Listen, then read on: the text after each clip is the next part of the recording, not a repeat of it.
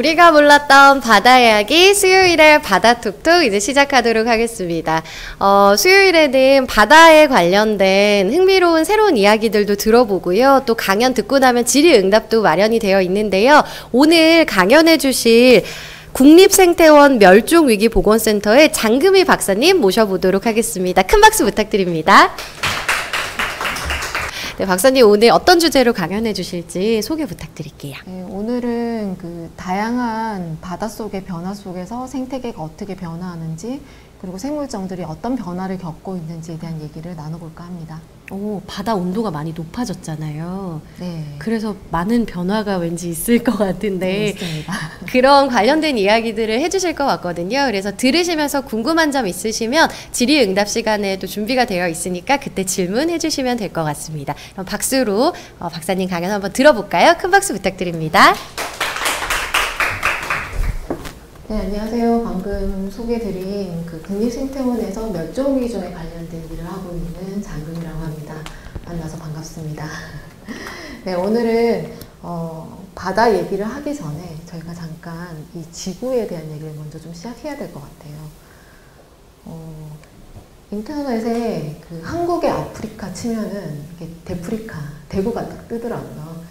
여러 가지 이미지들이 인터넷상에 이렇게 올라와 있길래 제가 가지고 와봤는데 이 여름을 이겨내시고 지금 다들 여기 앉아 계시는데 많이 더우셨죠?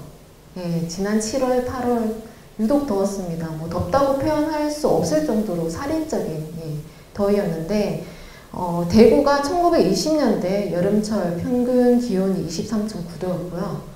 최근 10년 동안 25.7도, 한 100년 동안 한 1.7도 이상의 온도가 오른 것입니다. 예. 혹시 1920년대 살아계셨던 분이 계시면 지금과 좀 비교를 해주시면 좋을 것 같은데 너무 더웠습니다. 네. 이렇게 더운 이유를 많은 사람들이 또 학자들이 또 여러분도 많이 알고 계실 거예요. 지구온난화, 기후변화 이런 얘기를 하고 있는데 지구온난화라는 것은 말 그대로 지구 표면의 그 연평균 기온이 비정상적으로 높아지는, 그러니까 지구가 더워지는 현상을 말하는 거거든요. 지구온난화가 왜 생겼을까요? 따뜻하면 안 될까요, 지구가? 산업혁명, 그러니까 영국에서 시작된 제조 기술의 그 혁신적인 기술들이 생겨나면서 방직기도 만들어지고 증기기관도 만들어지면서 산업혁명이 시작됐죠. 그때가 18세기 중반, 19세기 초반이라고 얘기를 하고 있는데 1880년대부터 지구온도 측정을 했습니다. 그러니까 산업혁명 이후죠. 그때마다 10년마다 평균 온도가 지구온도가 0.07도씩 상승을 했다는 기록이 지금 나오고 있는데요. 산업화 시대 이후 지구 평균 온도가 지금은 그러면 따지면은 현재 한 1.2도가 올라간 상태입니다. 그러면 산업화 이전의 지구 온도는 몇 도였을까요? 다시 막 계산을 해보시면 한 13.8도라고 합니다. 근데 지금은 한 15도에서 이제 16도를 육박한 온도까지 올라가기 시작했죠. 지구온난화 얘기할 때 많은 분들이 온실효과랑 같은 얘기 아니냐라고 하시는데 온실효과와 지구온난화는 그 같은 어떤 원리, 과학적인 원리에서 시작은 했지만 결과는 굉장히 다른 결과값을 가지고 오는데요. 온실효과가 저희 인류한테 좋을까요? 나쁠까요? 그러면 지구온난화는 좋은 걸까요? 나쁜 걸까요? 네. 온실 효과는 인류에겐 좋은 편에 해당됩니다. 대신 지구온난화는 나쁜 편에 해당됩니다. 왜냐하면 온실 효과라는 것은 지구가 잘 살아가기 위해서 반드시 필요한 기능입니다. 그래서 태양에서 열 에너지가 지구가 흡수를 하잖아요.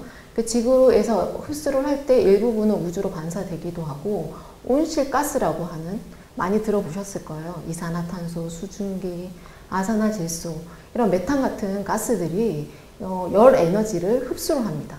잡아당겨서 그거를 지구 표면이라든지 해수면에 다시 보내주게 되면 평균 온도가 한 14도 정도로 따뜻하게 유지해주는 기능을 하고 있습니다. 그래서 온실 효과는 사실상 지구에서는 없어서는 안 되는 아주 자연적인 기능이라고 보시면 될 것 같아요. 그러면 이렇게 좋은 온실 효과가 왜 문제가 될까요? 문제는 너무 과하다는 거죠. 말씀드린 것처럼 산업화 이후부터 이런 온실가스들이 계속 대기 중에 함량이 계속 높아지고 있습니다.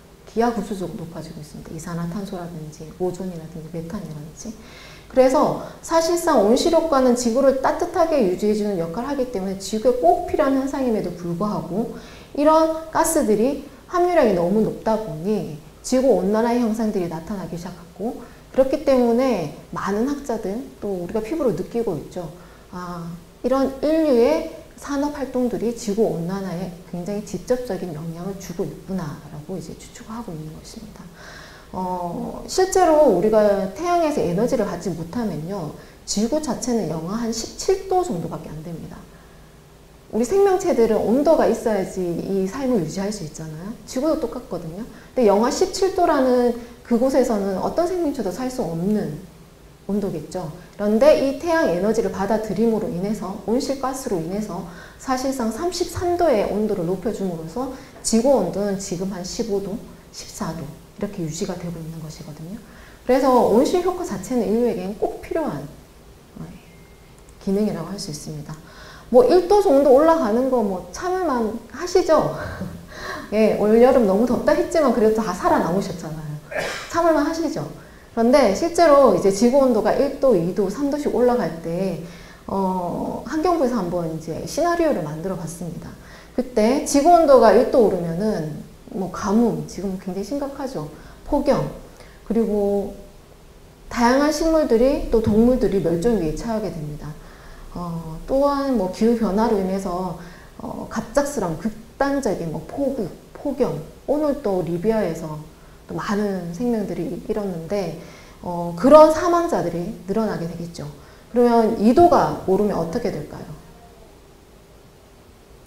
사용 가능한 물이요, 20에서 30% 감소하게 됩니다. 저희 나라 물 부족 국가인 건 아시죠? 네. 그리고 해빙으로 인해서 해수면 자체가 한 7m 정도 상승을 하게 되고, 당연히 많은 동식물들이 멸종 위기에 처하게 되겠죠. 그리고 많은 질병들이 생겨나게 됩니다. 그러니까 질병들, 그러니까 모기에 의한 말라리아라든지 아니면 여러 가지 바이러스들이 확산이 되게 되겠죠. 그 지구 온도가 3도가 되면 이때는 이제 아마존이 거의 파괴가 된다고 보시면 좋을 것 같고요. 그리고 기근으로 인해서 많은 사람들이 이제 죽게 됩니다. 아마 이때쯤 되면 지구상에 존재하는 그 동물들, 야생 동식물들 한 50% 이상이 멸종이 된다고 보시면 좋을 것 같아요. 4도. 이제 남극 빙상 완전 붕괴가 되고 지중해 살인적인 폭염과 가뭄을 겪게 되고요. 이제 러시아와 동유럽엔 더 이상 이제 눈이 내리지 않는 상태가 됩니다. 이제 눈을 볼 수 없는 상태죠. 5도. 이때가 되면 이제 자본 시장 자체가 붕괴가 되겠죠. 이제 먹고 사는 것 자체가 하나의 이제 생존이 되는 계획되기 때문에 국가 간에 어떤 전쟁이 일어날 것이고, 뭐 생각도 하고 싶진 않지만, 아마 이때 되면 거의 모든 이 경제 활동들은 다 마비가 되지 않을까 싶습니다. 그리고 6도.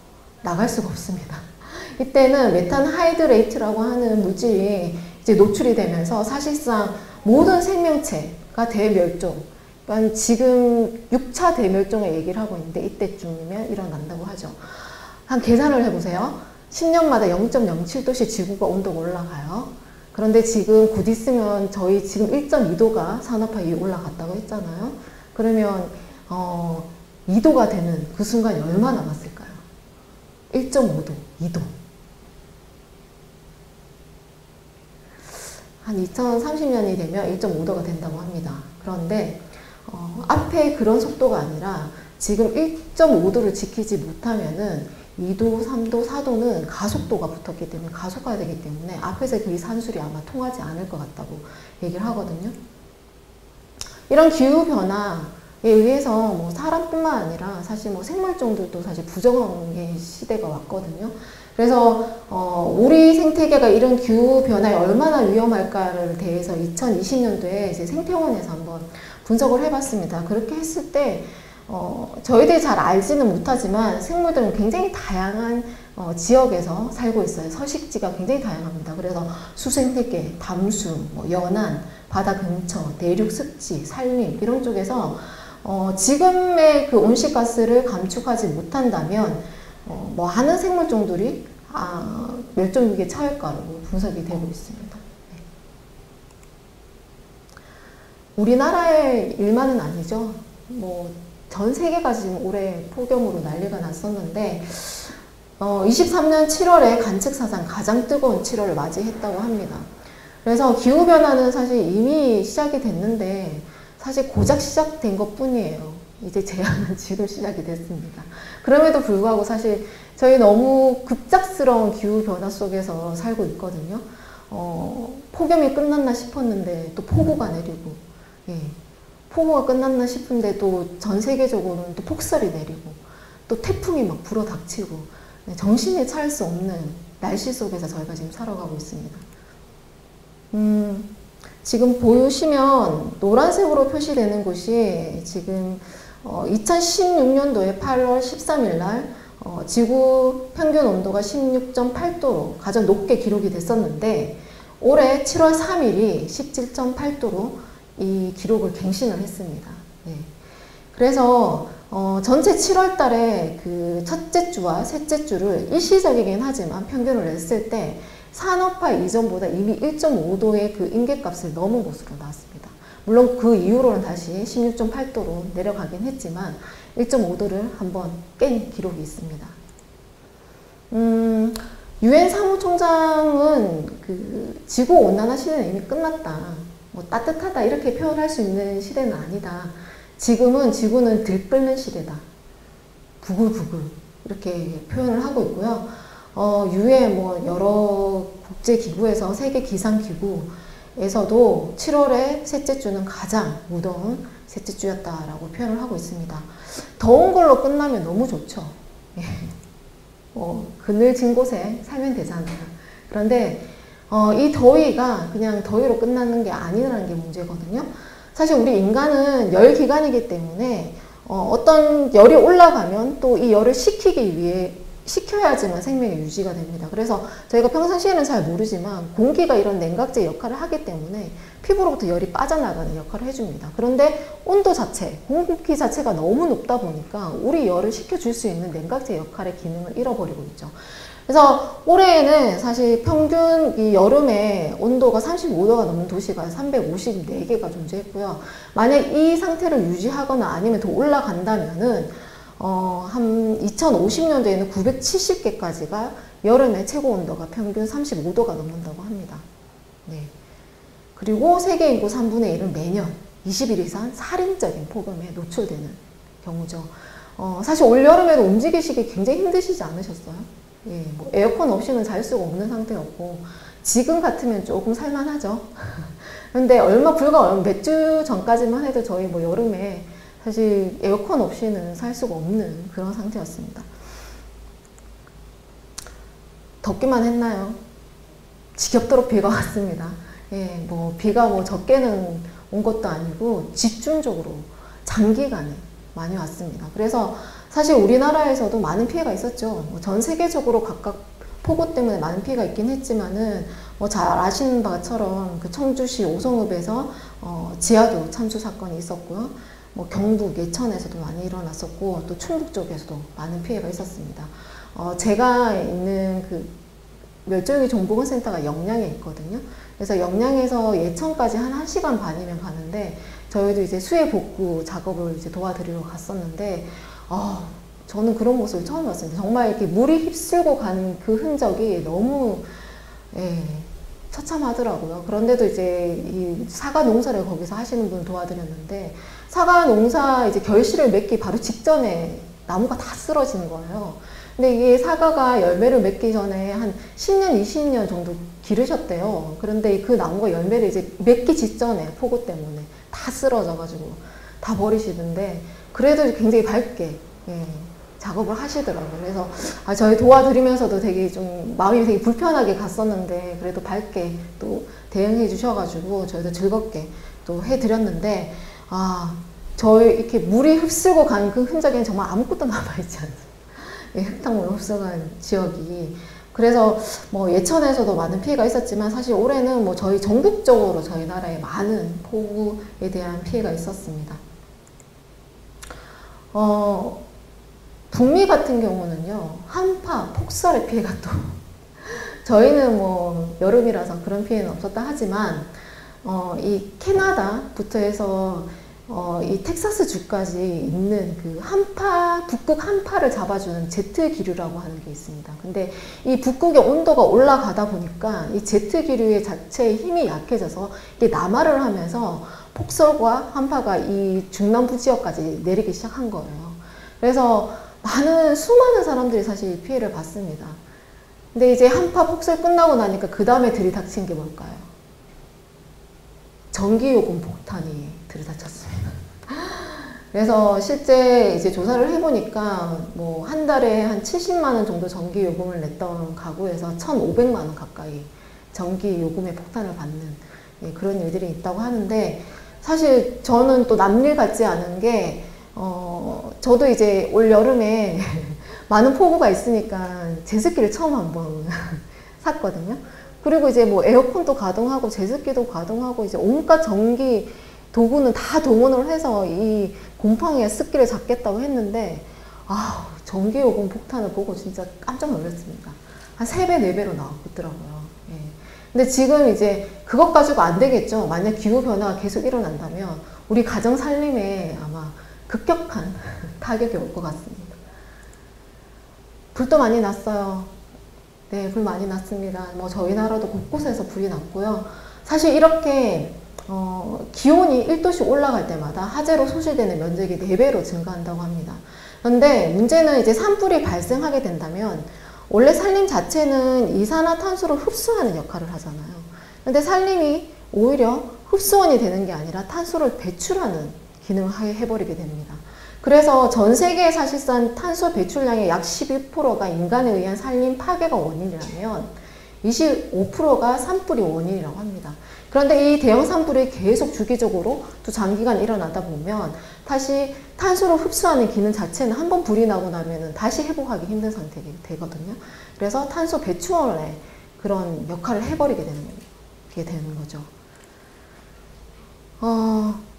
불과 얼마 전이죠. 하와이 마우이 섬에서 이제 대형 산불이 났는데 산불 자체가 이제 거세지고 있어요. 한 번 나면 쉽게 꺼지지도 않고요. 그래서 여기 이제 미국에서 한 대학에서 조사를 했어요. 이 마우이 섬을 포함해서 하와이에서 계속 일어나는 산불에 대한 조사를 했을 때 하와이 산불이 계속 늘어나고 있다는 것을 확인했고요. 그리고 늘어남에 따라서 소실되는 면적도 당연히 기하급수적으로 늘어나고 있는 걸 알게 됐습니다. 그렇다면 왜 이렇게 자꾸 산불이 일어날까요? 조사에 의하면 지금 뭐 한국이나 또 독일의 여러 학자들이 함께 이제 공동 조사를 하고 있기도 하는데 이런 오래되는 폭염 또 가뭄에 의해서 말라버린 이런 목재들이 총목들이 불쏘시개 역할을 한다는 거죠. 그래서 작은 불씨에 의해서도 쉽게 타버리는 그런 역할을 하고 있는데 산불에 의해서 송산된 숲은 앞에서 말씀드렸겠지만 탄소를 저장하는 능력이 이제 상실하게 됩니다. 그래서 이번에 났던 하와이의 마우이 섬에서 한 12시간 동안 이제 탔는 그 면적을 보면 여의도 면적이 한 3배 정도가 다 탔다고 얘기를 합니다. 재작년이긴 하지만 2019년 9월 2일부터 2020년 2월 13일까지 호주에서 난 산불 기억하세요? 이때 막 저는 주변에서 이제 여행 가겠다고 하신 분들이 산불 때문에 막 취소하고 있던 기억이 있는데 남의 나라 정말 불구경 하듯이 별거 아니겠다 생각했었는데 계산해보니까 약 5개월 동안 산불이 일어났었어요. 그래서 한반도 면적이 한 85%가 소실이 됐습니다. 이때 사망자 수가 28명이기도 하지만 야생동물이 한 5억 마리가 다 불에 타 죽었다는 그런 일이 일어났고요. 그리고 호주의 그 애들레이드 섬 그 연안 근처에 캥거루 섬이라고 해서 그 야생 동식물들이 굉장히 많이 사는 그런 섬이 있습니다. 거기에 이제 캥거루라든지 아니면 코알라, 호주의 대표 동물이죠. 그런 동물들이 수만 마리가 죽었다고 얘기를 하고요. 그래서 이제 호주 정부는 22년에 이제 코알라를 멸종위기종으로 지정하게 됩니다. 근데 저도 좀 놀랐는데 코알라가 원래 멸종위기종 아니냐라고 생각했었는데 아니었더라고요. 그래서 좀 주변에서는 너무 뒤늦은 지정이 아니냐라고 하지만은 일단은 코알라 개체수가 굉장히 급격히 줄었다는 것을 이 산불을 통해서 알 수 있는 상황입니다. 호주 산불 원인 조사에서도 이제 앞에 그 하와이와 비슷한 경우였어요. 기후변화의 어떤 산실이 이런 산불을 낸 게 아니냐라는 학자들의 의견이 있고요. 그리고 많은 조사들을 했을 때 호주에서도 여러 가지 식재들에 의해서 너무 오래된 폭염, 가뭄에 의해서 이런 불쏘시개 역할을 했던 게 초목들이 아니냐라는 그런 의견들이 나오고 있습니다. 기후변화와 대형 산불은 사실상 이 악순환이 계속되는 무한 반복의 구조를 가지고 있는데요. 기후변화가 있다 보면은 당연히 그 폭염과 가뭄에 의해서 산불의 빈도와 강도는 증가할 것이고요. 그리고 대형 산불이 일어나게 되면 온실가스는 당연히 배출이 될 것이고 그 온실가스는 다시 또 기후변화를 촉진하는 이러한 루프로 계속 이루어지게 됩니다.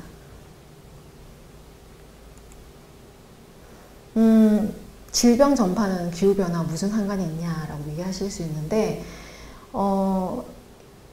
지구의 온도가 올라감에 인해서 쉽게 말씀을 드리면 모기라든지 진드기 같이 극한 지방에 있던 극지방에서 살 수 없던 이런 모기가 진드기가 이제 활성화가 되겠죠. 그러니까 살 수 없는 지역까지 경계선을 넘어서 이제 살 수 있는 지역이 됩니다. 그럼 모기에 의해서 매개되는 질병들이 당연히 더 확산이 될 가능성이 높겠죠. 그래서 저희가 지금 지구에 아직 발견되지 않은 바이러스만 해도 100만 종이 넘는다고 하거든요. 근데 저희가 코로나를 한번 겪어봤잖아요. 또 바이러스는 쉽게 또 변종도 일어나기 때문에 모기에 의해서 이루어지는 바이러스도 있습니다. 질병들이 있어요. 그래서 그런 질병들이 기후변화의 이 급물살을 타게 되면은 어떤 영향을 미칠지는 저희가 상상을 안 해도 쉽게 추측할 수 있을 것 같습니다. 사실 이 바다 얘기를 하기 위해서 앞에 긴 서론을 말씀을 드렸는데 그럼 바다는 뭐 저 휴가도 가고 서핑도 하고 해수욕도 하는데 바다는 좀 시원하지 않냐라고 얘기하실지 모르겠지만 앞서 말씀드린 태양에서 오는 그 열 에너지의 89%가 바다가 흡수를 합니다. 대지가 흡수하는 양은 2%밖에 안 됩니다. 어마어마한 양이죠. 그러니 원래도 이런 바다가 에너지를 많이 흡수를 하는데 바다 위에 공기가 데워지니 이 해수면의 온도는 당연히 올라갈 수밖에 없는 구조가 됩니다. 미국 국립해양대기청의 노아와 그다음 메인대학교 기후변화연구소에서 23년 4월에 전 세계 해수면 평균 온도를 한번 측정을 했을 때 21.1도로 그 관측 이래로 가장 최고치를 기록하고 있다고 보고를 했습니다. 지금 보시면은 화면에 평균보다 수온이 높을수록 이제 빨간색으로 표시가 되어 있는데 빨간색이 아닌 곳을 찾기가 쉽지 않죠. 예. 대부분 평균 온도를 넘어서는 해수면의 온도가 상승한 것을 알고 있습니다. 우리나라에서도 대한민국 기후변화 적응 보고서에 따르면은 한국 인근 바다의 표층 수온이 1968년부터 2017년까지 50년 동안 지속적으로 올라서 1.23도가 올랐다고 하는데 이 2.23도의 온도가 굉장히 적게 느껴질 수 있는데 같은 기간 전 세계 평균의 0.4%, 0.48도에 비하면 2.6배에 달하는 수치입니다. 그러니까 다른 해수면보다 한국의 인근 바다에 있는 해수면 온도가 2배 이상 더 많이 상승했다는 것을 보여주는 결과입니다. 바다 온도 좀 오른다고 뭐 크게 영향이 있냐라고 물으실 수 있는데 이 바다 온도가 상승했을 때 인류에게 미칠 수 있는 영향을 이제 영국 BBC에서 4가지로 한번 정리를 했는데요. 첫 번째, 지구 가열화 가속화입니다. 그러니까 지구 온난화가 가속화되는데 그 이유는 앞서 말씀드린 것처럼 바다는 지구 그 온난화의 속도를 늦춰주는 완충제 역할을 해줬습니다. 예, 에너지를 흡수하는 완충제 역할을 해줬는데 사실상 해수면 온도가 계속 올라가게 되면 이런 이산화탄소를 흡수하는 기능 자체가 굉장히 떨어지게 됩니다. 그러니까 이산화탄소의 4분의 1을 바다가 흡수하는 역할을 했거든요. 그런데 해수면 온도가 올라가면 기체가 녹기가 힘들기 때문에 흡수하는 능력이 현저히 떨어지게 됩니다. 그리고 두 번째로는 바다 생태계가 파괴가 되는데 바다도 똑같이 폭염을 겪게 됩니다. 그래서 해수 온도가 평년보다 극단적으로 높은 상태가 수일, 수개월 동안 지속이 되면요. 바다 생태계의 근간을 이루고 있는 산호가 있습니다. 산호. 예. 잘 아시죠? 그래서 이 산호초에 원래 공생하는 조류들이 이산화탄소를 먹고 그리고 강압성을 통해서 다시 산소를 배출하는 역할을 하는데 온도가 올라가게 되면 이 공생 조류들이 다 사라지게 됩니다. 그러면서 겪는 게 산호초의 백화 현상 아마 들어보셨을 거예요. 뒤에서 조금 더 자세히 설명을 드릴 텐데 그러면서 바다 생태계가 완전히 파괴가 되는 절차를 밟게 되겠죠. 그리고 더 극단적이고 오래 지속되는 이상기후들이 계속 발생을 하는데 지금 또 폭우, 폭설, 태풍 자주 발생을 하잖아요. 그런데 바다 온도가 올라가게 되면 이 공기가 더 많은 수증기를 머금기 때문에 그런 현상들이 일어나게 됩니다. 그런데 짧게 일어나는 것이 아니라 장기간 아주 집중적으로 자주 발생하게 된다는 거죠. 마지막으로 이제 해수면이 상승하게 되는데 당연히 이제 온도가 올라가게 되면 물의 부피가 팽창하게 되고 그럼 더 많은 공간을 차지하게 될 것이고 극지방에 있는 빙하들은 더 빠르게 내려가면서 해수면이 상승하게 되겠죠. 근데 문제는 저지대에 사는 사람들이 문제인 거예요. 뭐 인도네시아, 방글라데시, 몰디브 한 번씩 들어보셨을 거예요. 얼마 지나지 않으면 아마 섬 자체가 다 없어질 거다라고 얘기하는데 이런 저지대에 사는 사람들은 생활 터전 자체를 완전히 다 잃게 되겠죠.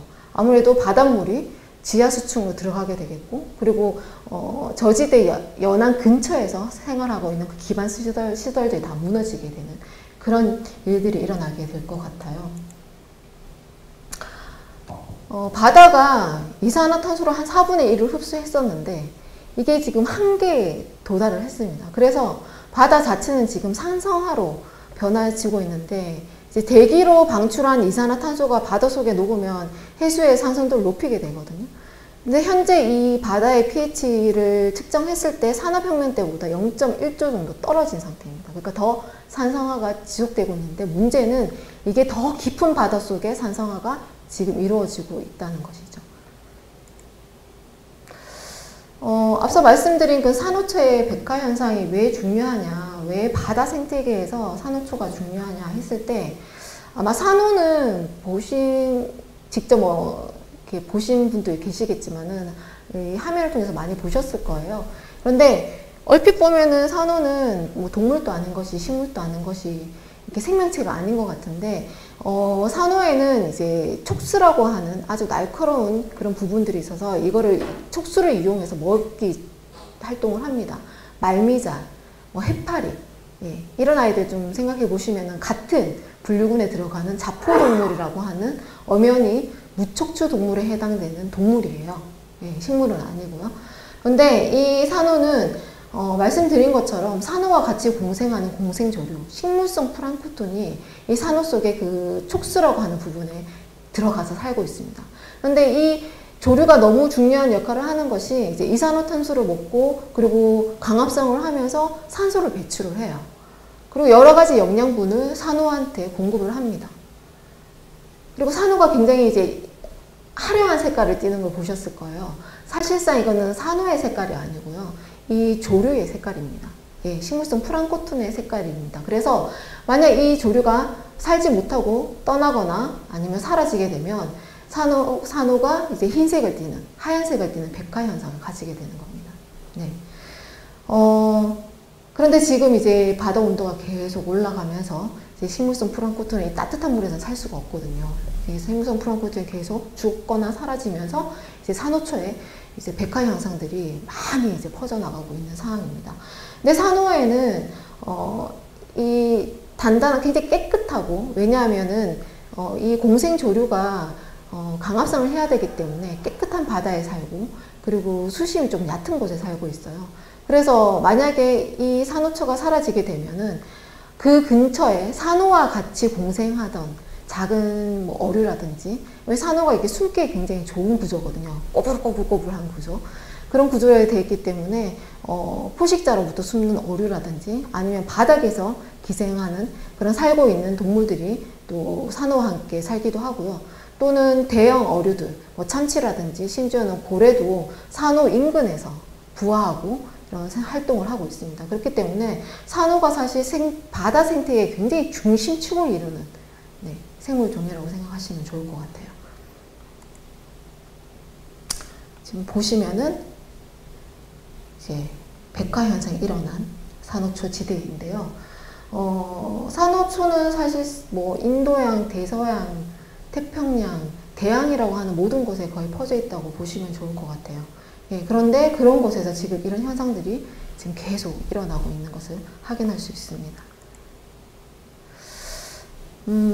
생태계도 굉장히 중요하지만 사실 산호초가 주는 이제 인간한테 주는 경제적 혜택도 꽤 큽니다. 그래서 뭐 수산물 생산이라든지 관광산업 이런 걸로 해서 고용 증대 등 상당한 경제적 수입을 얻고 있죠. 그리고 산호초가 이제 대양에서 밀려오는 강한 파도로부터 해안선을 보호하는 그런 또 방파제 역할도 해주고 있습니다. 맹그로브라는 숲 한번 들어보셨나요? 예. 아마 맹그로브를 저희는 보기가 쉽지 않아요. 왜냐하면 이제 열대나 아열대 부분에 분포를 하는데 산호초만큼 이 바다 해양 생태계에서 가장 또 중요한 역할을 한다고 보시면 좋을 것 같아요. 이제 맹그로브는 이제 사진에서 보시는 것처럼 바닷속에 뿌리를 내리고 있고요. 이 줄기와 뿌리가 또 서로 엉켜 있으면서 버팀목이 되어주면서 얘들이 이 바닷속에 이 진흙과 같은 이런 곳에서 여러 생물들이 같이 영양분을 공급하고 또 활동할 수 있는 그런 서식 장소를 제공하고 있습니다. 그래서 굉장히 이제 저도 못 봤지만은 인도네시아가 가장 이제 넓게 분포하고 있는 지역이라고 하더라고요. 근데 이 인도네시아뿐만 아니라 맹그로브가 있는 이 연안 일대를 또 개발한다는 목적으로 이 맹그로브를 많이 또 제거하고 있는 상황입니다. 근데 맹그로브 나무는 전 세계적으로 약 한 12종이 분포되어 있고요. 현재 지금 보시는 것처럼 이런 그러니까 갯벌 같은 그런 진흙 속에서 이제 숨어서 사는 어린 생물들이 이제 살기에 굉장히 좋은 장소이기도 하고요. 또 해양 생물이 살 수 있는 어류들이 또 바닷속에 있는 작은 어류들이 살기에도 굉장히 좋은 서식지를 제공하고 있습니다. 영양분이 굉장히 많기 때문에 뿌리 주변에 식물성 플랑크톤이 부착해서 또 광합성하기도 굉장히 좋은 곳이죠. 근데 만약 맹그로브를 제거하게 되면은 공생하고 있던 식물성 플랑크톤도 사라질 것이고 또 이 맹그로브 주변은 굉장히 이제 흙탕물이 위주로 되어 있는데 이 흙탕물들이 다 어디로 또 들어가게 되냐면 바닷물 속으로 들어가게 되고 또 바닷물 속으로 들어가게 되면 그 인근에 있는 산호초에도 영향을 주게 되고 그러면 깨끗한 바닷물에 살아야 되는 산호초들이 살 수 없는 그래서 연쇄적인 반응들이 일어나게 됩니다. 그래서 모든 생태계는 그렇지만은 이 해양 생태계도 아주 복잡하고 유기적으로 묶여져 있기 때문에 한 생물이 어떻게 영향을 받게 되면 그 생물에 의해서 또 다른 생물들이 피라미드 형상으로 해서 영향을 받게 되죠. 해수면은 지금 1880년부터 21년까지 한 141년 동안 했을 때 24.9cm가 상승을 했다고 합니다. 그래서 매년 평균 한 0.15cm가 상승한 것인데 현재는 사실 1993년 이후부터는 더 빠른 속도로 상승을 하고 있는 상황입니다. 2030년까지 만약 이 상태가 유지가 된다면 해수면이 올라갔을 때 주요 도시들이 어떻게 변했을까 하는 시나리오를 그린피스라고 하는 곳에서 한번 추측을 해봤는데요. 지금 여기가 이제 쿠바의 수도 하바나입니다. 하바나 커피 듣기만 했는데 아직 가보지는 못했는데 2040년 이 상태가 유지된다면 물에 잠겨서 저희는 갈 수가 없습니다. 네. 그리고 방글라데시의 수도 다카 뭐 여기 성이 분전이 한 반 정도 잠기게 되죠. 여기가 시드니, 호주 시드니 쪽이고 여기가 자유의 여신상이 있습니다. 그냥 봐서는 뭐 내가 사는 곳 아니니까 라고 생각하실 수 있을 것 같아서 제가 이 그린피스에서 만약 이 상태를 유지했을 때 한반도의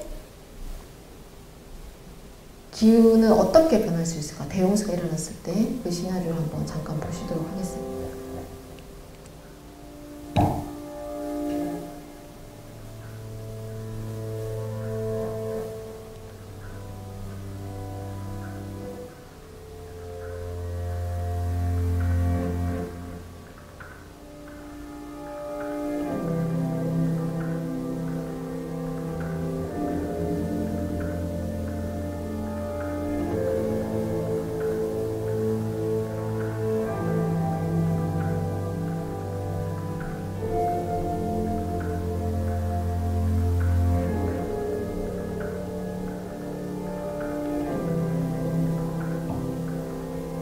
이쪽이 아마 센텀시티 그 라인인 것 같아요. 그리고 항상 좀 폭우가 내리거나 할 때 잘 잠기는 곳이죠, 이쪽이.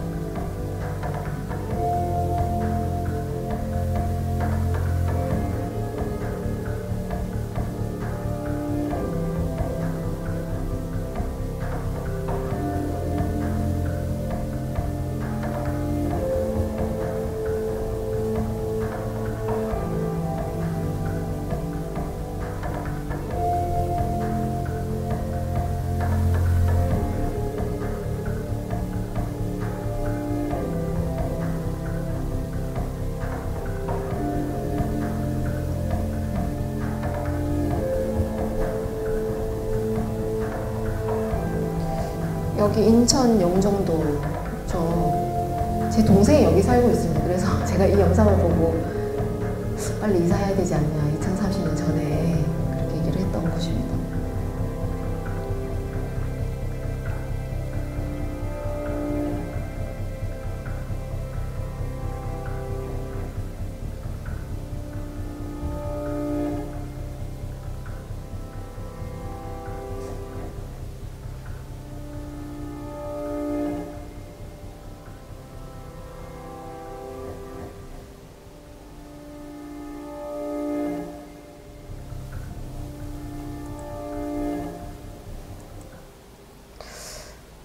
우선 어떻게 지대가 높은 곳으로 이사를 먼저 하시는 게 좋을 것 같기도 하고요.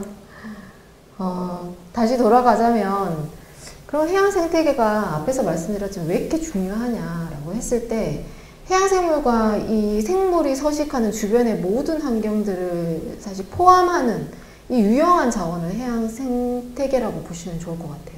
그래서 육지로부터 유입되는 어떤 영양 역류가 저장하거나 순환시키는 어떤 기능을 하고, 그리고 오염 물질을 여과시키고 뭐 폭풍이나 강한 파도로부터 육지 침식을 예방하는 그런 역할을 하죠. 예, 그런데 이게 무너지게 되면 앞에서 보신 영상처럼 도시들이 금방 침수하게 되겠죠. 그래서 1차 생산자인 뭐 강합성 과정을 통해서 이산화탄소를 흡수하는 역할도 하고, 또 지구에서 소요되는 산소의 30에서 50%를 또 공급하는 역할을 하고 있습니다. 그래서 보신 것처럼 연안역이라든지 산호초, 맹글로브, 갯벌과 같은 이런 지역들이 해양 생태계에서는 굉장히 다양한 이익과 서비스를 제공하는, 그리고 경제적 부가가치를 창출하고 있죠. 그래서 이거는 사실 금전적인 어떤 가치로 추정할 수 없는 규모라고 할 수 있습니다.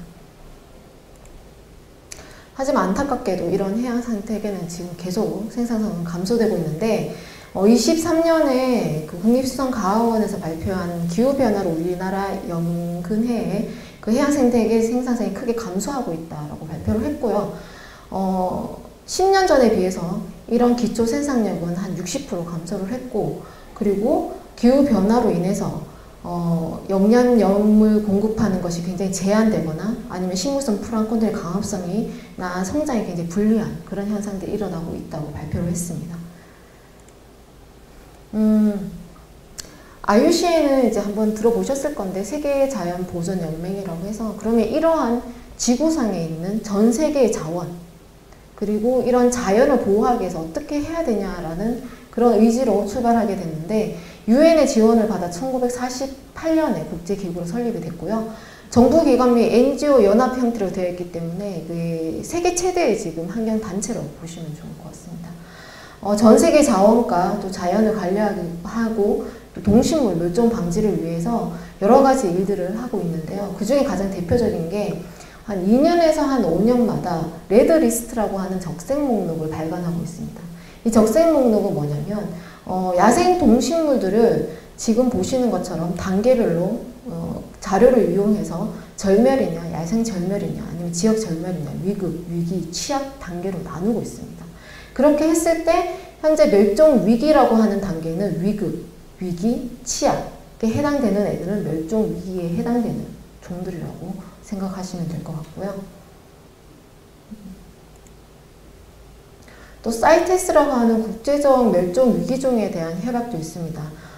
이 협약은 사실 불법 거래나 과도한 이제 국제 거래에 의해서 멸종 위기에 처한 야생 동식물을 보호하자는 그런 협약인데요. 이게 부속서 1, 2, 3으로 나눠서 이제 멸종 위기에 처한 종, 아니면 멸종 위기에 처할 우려가 있는 종, 아니면은 협력이 필요하다고 되는 당사국끼리 협력이 필요하다고 되는 종들을 좀 나누고 있습니다. 그래서 이런 종들에 대한 거래라든지 이런 그 활동들을 좀 규제하는 그런 협약이라고 보시면 좋을 것 같고요. 그래서 사이테스 종에 해당되냐 안 되냐를 먼저 봅니다. 그래서 먼저 봐서 만약 부속서 1, 2에 해당되면 사실 저희가 도입하거나 아니면 거래하기가 거의 불가능하다고 보시면 돼요. 네. 그러면 우리나라는 멸종위종 지정을 안 할까요? 하죠. 예. 그래서 환경부에서도 멸종위기 야생생물을 지정하고 있습니다. 5년마다 한 번씩 갱신을 하고 있는데 야생생물 보호 및 관리에 관한 법률에 따라서 자연적 또는 인위적 위협으로 인해서 개체수가 감소하거나 아니면 소수만 남아있어서 가까운 장래에 절멸에 처할 위기에 있는 야생생물에 대한 종수를 정하고 있습니다. 그래서 저희가 2022년에 282종을 지정을 했습니다. 국립생태원 멸종위기 정보관센터에서요, 이 멸종위기 야생생물 지정 또 해제에 대한 일들을 하고 있습니다. 그래서 22년에 282종으로 멸종위종이 지금 매년 사실 개정할 때마다 종수는 증가하고 있는 상황이거든요. 그래서 1급과 2급으로 나누는데 1급은 지금 68종, 2급은 214종으로 지금 지정되어 있습니다. 포스터로 해서 저희가 홍보를 하고 있기도 하고요.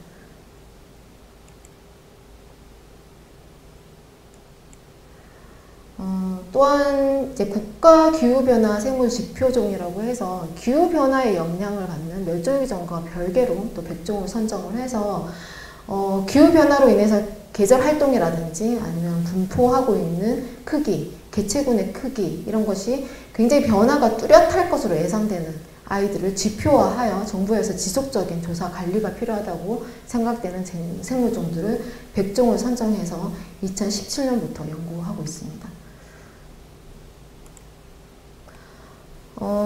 앞서 보신 거는 그 환경부에서 지정한 멸종위기 야생생물이고요. 또 그 해양수산부에서도 해양보호생물이라고 해서 같은 개념의 멸종위종을 지정하고 있습니다.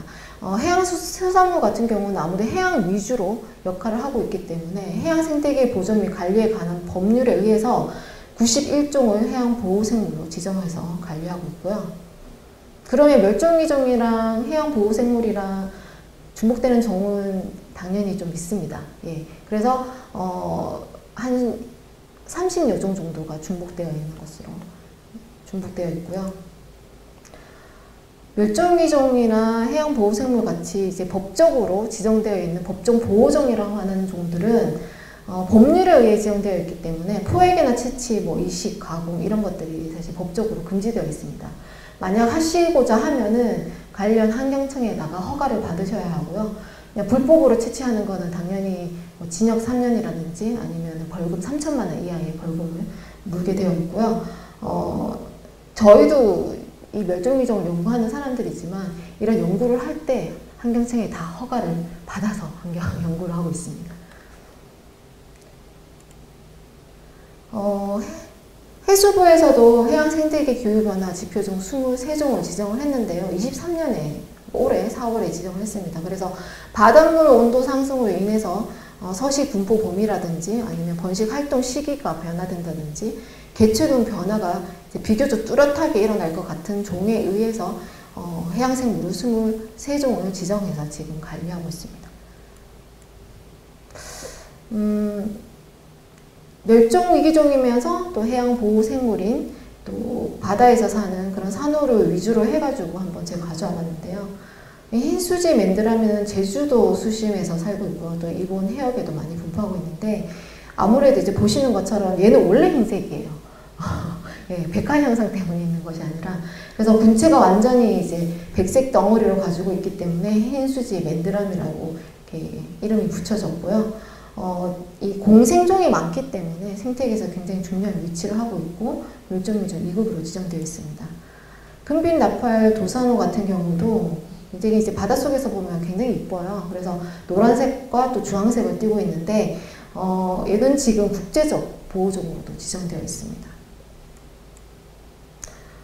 착색 기사노 같은 경우는 형태가 약간 나뭇잎처럼 생겼어요. 그래서 얼핏 보면은 이게 산호 맞냐라고 이렇게 좀 착각을 하시는데 이 착색 기사노 같은 경우도 생태계에서 굉장히 중요한 역할을 하고 있는데 한 수심 40에서 또 깊이 한 100m까지 내려가면은 발견할 수 있는 종입니다. 뭐 제주도 일대에서 사실 많이 서식을 하고 있었는데 지금은 사실 찾아보기 좀 힘든 종으로 야생생물 2급으로 지정되어 있습니다.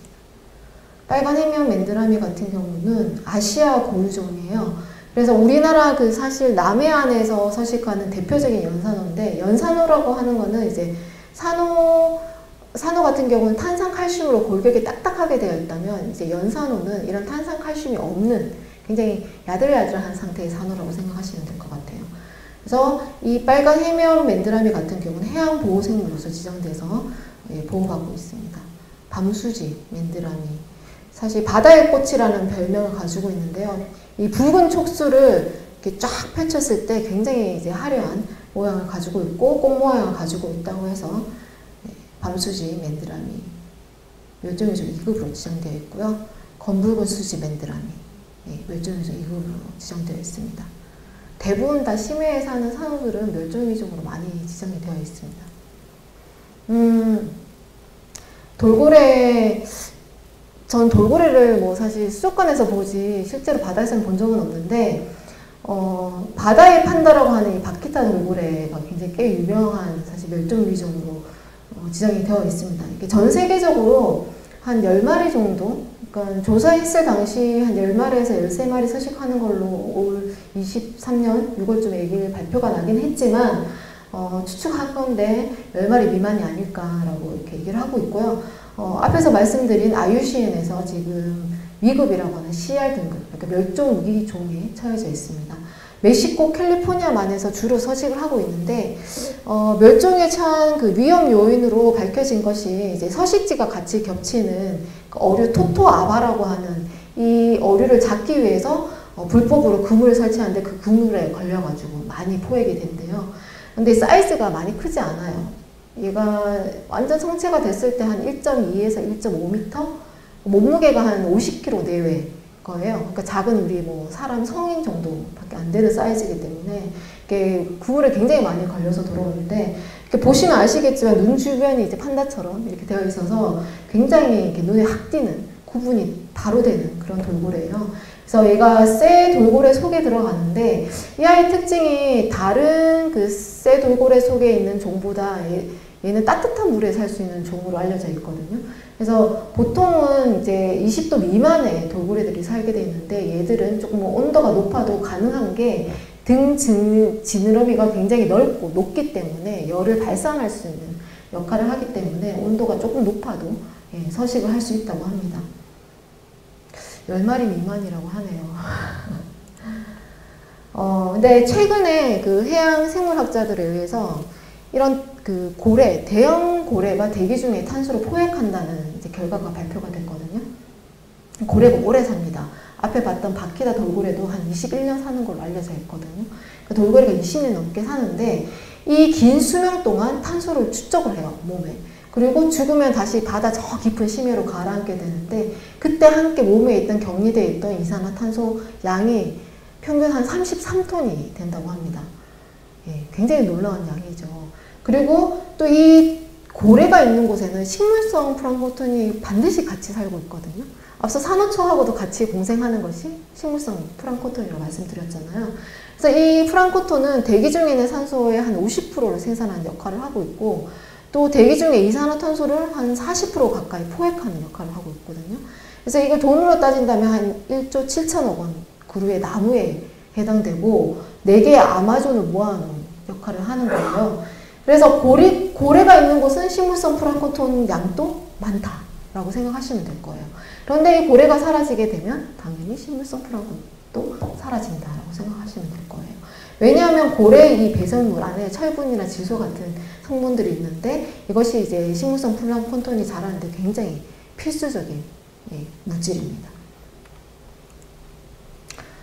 뭐 고래는 사실 이런 그 산소를 공급받기 위해서 다시 바다 깊이 들어갔다가 위로 다시 뛰어오르잖아요. 그게 그 고래 펌프라는 수직 운동의 역할을 하고 있고요. 그 수평으로 대양을 막 가로지르는 그런 역할을 하는 이제 바다 컨테이너 벨트라는 운동을 하고 있습니다. 그래서 수직, 수평 운동을 원활하게 하면서 사실상 수면에서 고래들이 식물성 플랑크톤이 자랄 때 필요한 영양분들을 이제 풍부한 영양분들을 먹고 그리고 그걸 배설물로 하면서 플랑크톤이 잘 살아갈 수 있는 역할을 하고 있죠. 그리고 보시는 것처럼 얘들은 이제 죽으면 같이 사체에 저장되어 있던 탄소는 이런 심해 생태계로 순환되고 해저 퇴적물로 녹아 들어가는 그래서 같이 매립되는 그런 역할을 하고 있습니다.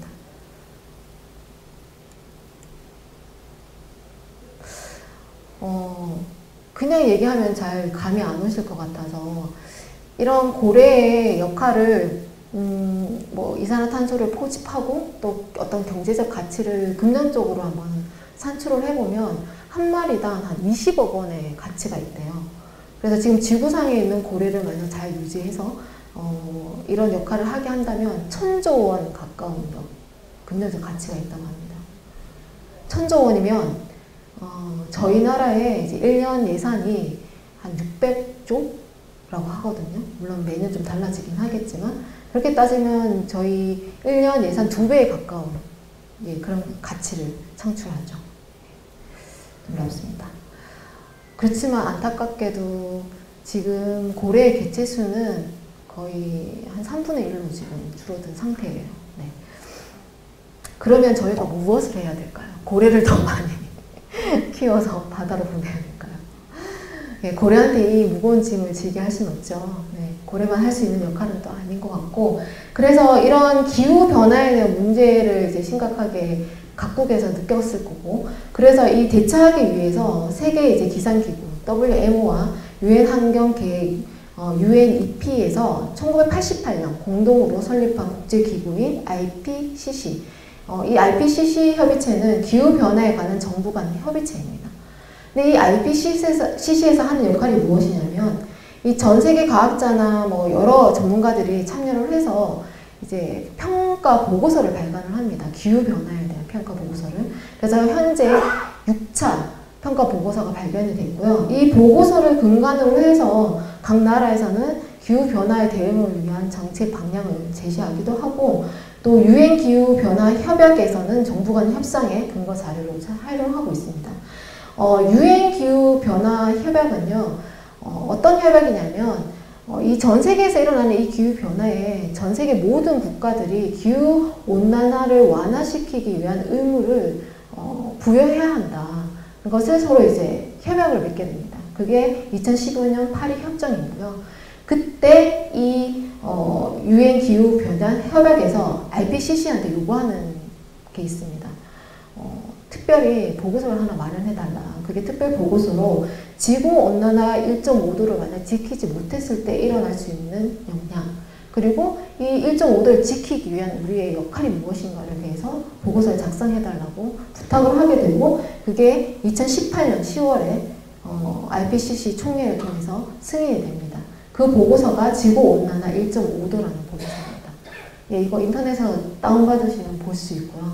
또 요약본으로 한글로 다 번역되어 있습니다. 한번 보시면 참고가 될 것 같은데요.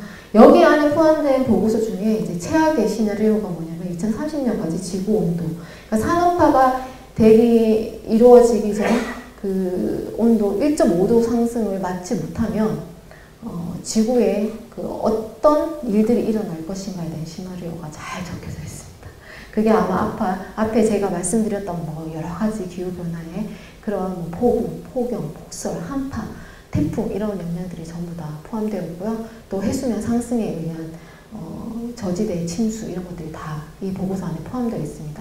그래서 현재 각 나라에서는 이 특별 보고서를 근간으로 해서 기후 변화에 어떻게 대응할 것인가에 대한 정책을 지금 마련하고 있는 상황입니다.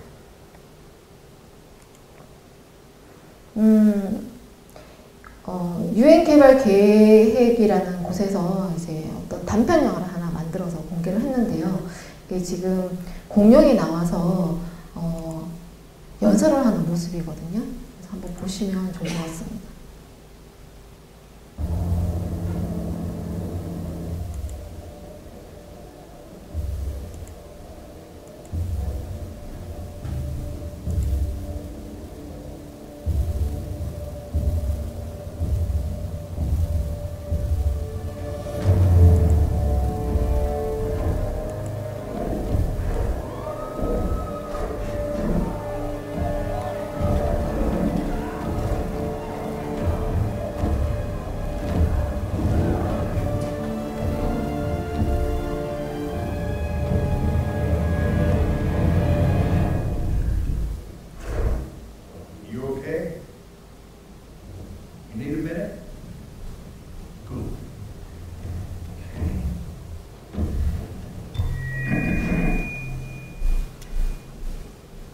Listen up, people.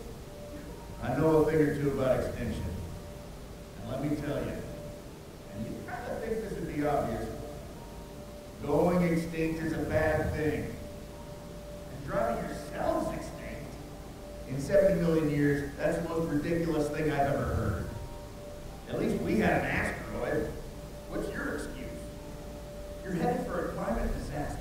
And yet every year, governments spend hundreds of billions of public funds on fossil fuel subsidies. Imagine if we spent hundreds of billions per year subsidizing giant meteors. That's what you're doing right now. Think of all the other things we could do with that money. Around the world, people are living in poverty. Don't you think helping them would make more sense than, I don't know, paying for the demise of your entire species? Let me be real for a second. You got a huge opportunity right now. As you rebuild your economies and bounce back from this pandemic, this is humanity's good chance. So here's my wild idea. Don't choose extinction.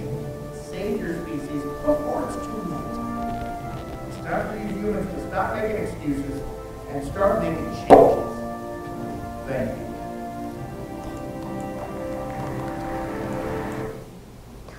네, 멸종을 선택하지 말라는 이미 멸종된 공룡의 간곡한 부탁이 있었습니다. 앞서 말씀드린 많은 말들이 사실 굉장히 불편한 진실이죠. 그리고 그러면 나는 무엇을 할 수 있을까? 지금 무엇을 한다는 게 무슨 의미가 있을까? 그리고 아니야, 기후변화, 뭐 지구온난화 이거는 뭐 지금 당장 내 앞에 있는 일은 아닌 것 같고 미래 세대들이 알아서 해결할 일은 아닐까라는 그런 생각들을 많은 사람들이 할 거예요. 저도 했고요. 근데 저는 이 아인슈타인의 말을 마지막으로 좀 정리를 하고 싶은데, 세상은 사악한 짓을 저지르는 사람들이 아니라 아무것도 안 하고 지켜보기만 하는 사람들에 의해 파괴될 것이다. 저희의 작은 실천이 없으면 사실 그 어떤 한 발짝도 뗄 수 없는 상황이거든요. 그래서 기후변화가 이미 시작되어 있고 그 기후변화의 영향 속에 저희는 살아가고 있지만 현실을 외면하지 마시고 조금이라도 우리 삶에서 지켜낼 수 있는 실천들이 있다면 좀 지켜주시면서 살아가는 것이 우리 또 미래 세대에게 또 이 지구를 남겨줄 수 있는 방법이 아닐까 생각하며 마치도록 하겠습니다. 감사합니다. 네, 수요일에 바다톡도 오늘 여기까지입니다. 저희 10월에 오프라인 강의가 또 2번 더 마련이 되어 있는데요. 10월 11일과 10월 25일에 예정이 되어 있습니다. 이곳에서 함께 할 테니까요. 10월 달도 함께 해주시면 감사하겠습니다. 수요일에 바다톡도 모두 마치겠습니다. 고맙습니다.